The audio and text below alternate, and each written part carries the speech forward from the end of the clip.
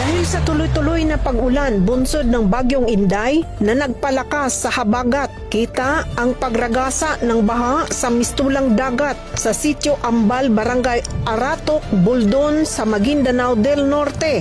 Lord, grabe Lord, tabang in town.